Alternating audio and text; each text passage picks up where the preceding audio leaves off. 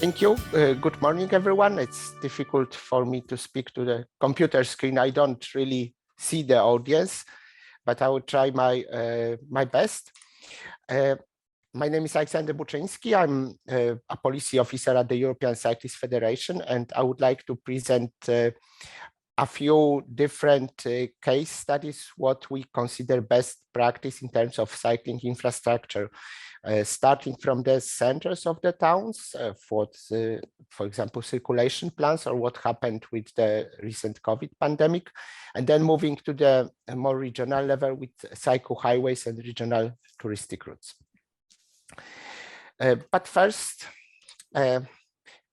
you might have heard about the city of Groningen. It's a city northeast of Netherlands, about 150 to 200,000 inhabitants, and more than 50% of all trips in the city are made by bicycle.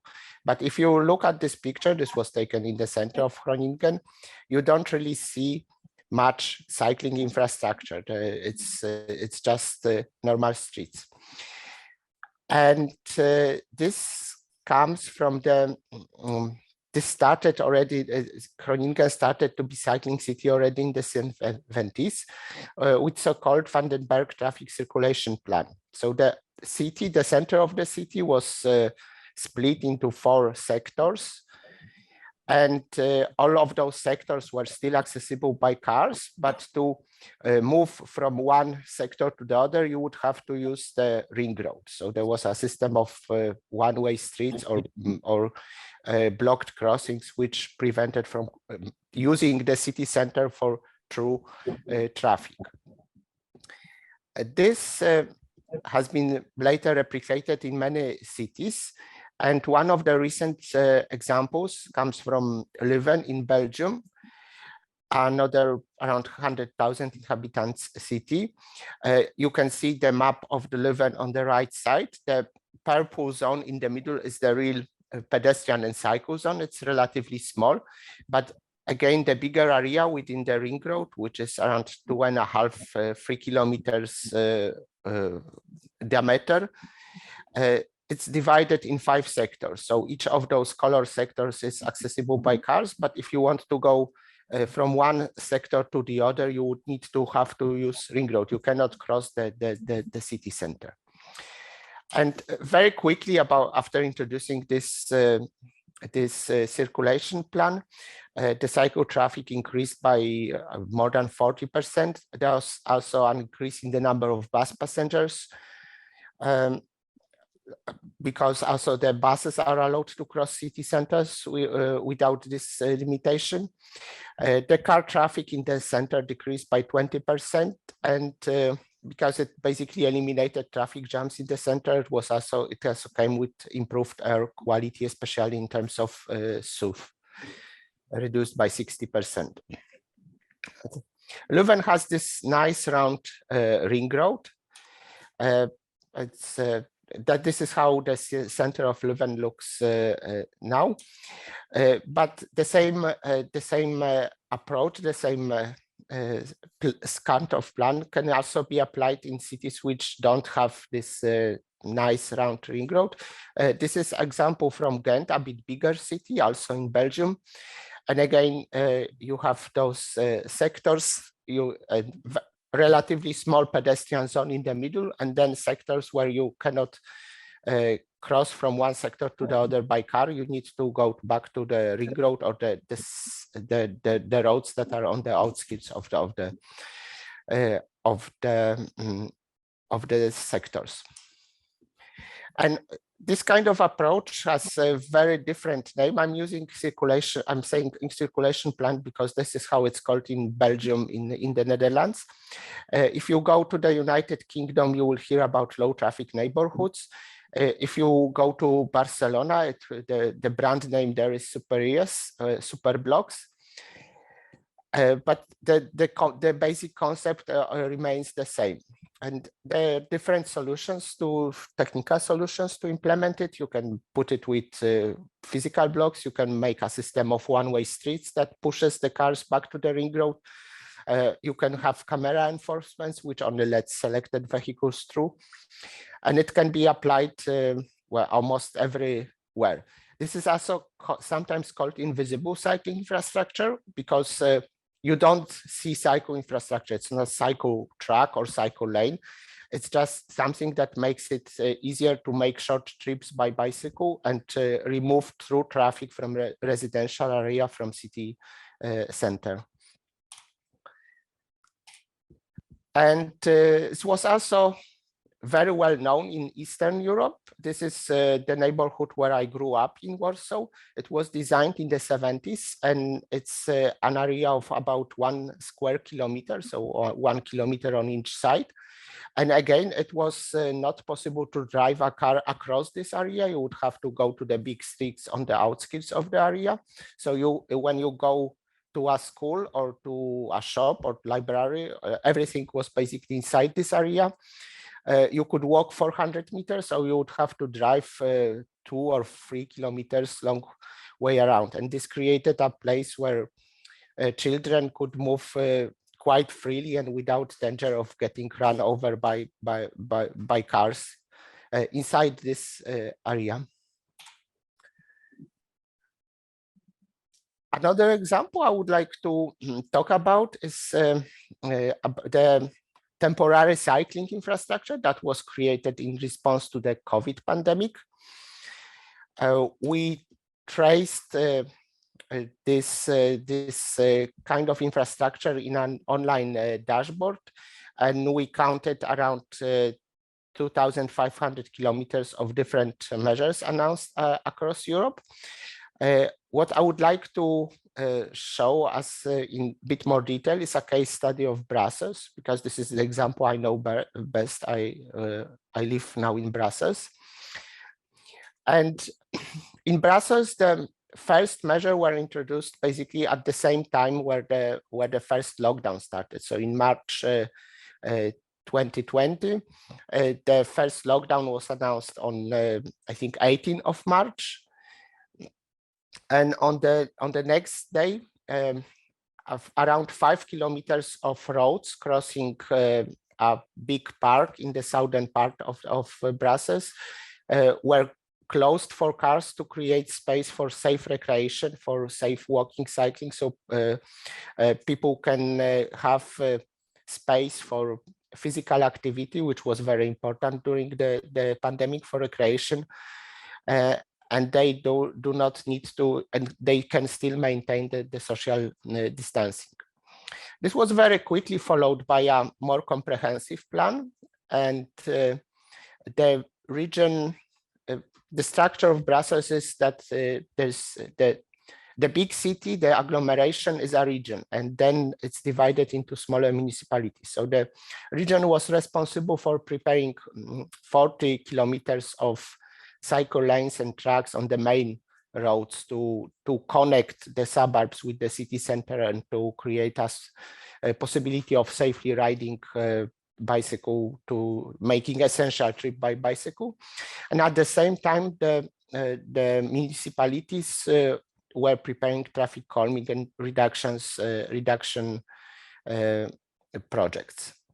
So this is just a few examples how it looked in practice. This is Rue de la Loi, the main street connecting the European Quarter in Brussels with the historical city center. This was a cycle lane created on a motorway with concrete barriers coming from the east of Brussels, or from the suburbs of Brussels to the city center and the European Quarter. This is still, I think, this is still the widest cycle track in Brussels, around 10 meters wide. Then the next package of measures was created in September when the lockdown was lifted, and the authorities wanted to reduce the crowds in metro. So they created a set of cycle lanes along the metro lines. And at the same time, there were a lot of activities on the local level, aiming to create this space not for fastly moving from one part of the city to another, but for having local place for recreation. So this is in the district of Elsen of Ixelles. And there's an attractive area along the lakes where there were not enough space on the sidewalk, so parking was removed, and the traffic was reduced by introducing some traffic filters. So the street was cut in few places. So again, it's still can be accessed by cars. So the businesses, the residents can reach the buildings along the street, but they cannot use the street for through traffic anymore. And similar activities also for creating space for outdoor terraces, for gastronomy, for removing, for making space for eating outside, and not having everyone to squeeze into in small rooms inside. So this whole package of measures, not the whole package was implemented, but whatever was implemented was evaluated. And the results were an increase of 60% in cycle traffic from one year to the other, with some decrease of car traffic, and also a lot of decrease of public transport, because people didn't trust much public transport that much during the pandemic.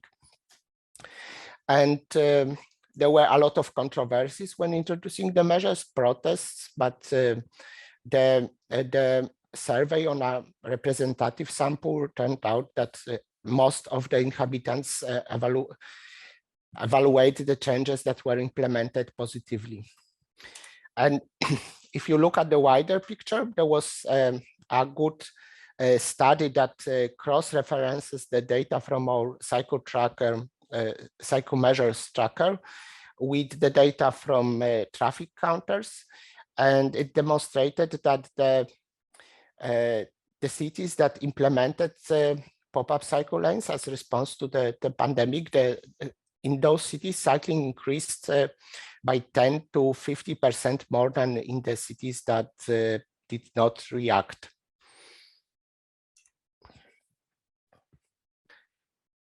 Moving a bit to the regional level, I would like to talk about cycle highways. And the context for that is the e-bike boom, the boom for electrically assisted bicycles, which makes cycling accessible for more people, for elderly, for parents with kids with cargo bikes, also in hilly areas and far suburbs, because the e-bike allows longer distances to be feasible for daily commuting. So usually in the past, we talked that cycling is the best option for 3, 5, 7 kilometer trips. With the e-bikes, we see people commuting more than 20 kilometers by bicycle. But to have this, to tap into this potential, to make these distances possible, there's a need for higher design standard, and there's a need of expanding the cycle networks from the city, from the core urban areas to the surrounding regions. And one example of a very rapidly developed network of cycle highways is Flanders. This is the region which covers northern part in Belgium. You can see Brussels in the lower middle of the screen. And around 60% of this plan is already in place, and it's getting implemented pretty fast. The routes that are designed with higher speed in mind, with comfortable width and lack of interruption. So you don't, if you ride 20 kilometers by bike, you don't want to stop every 500 meters.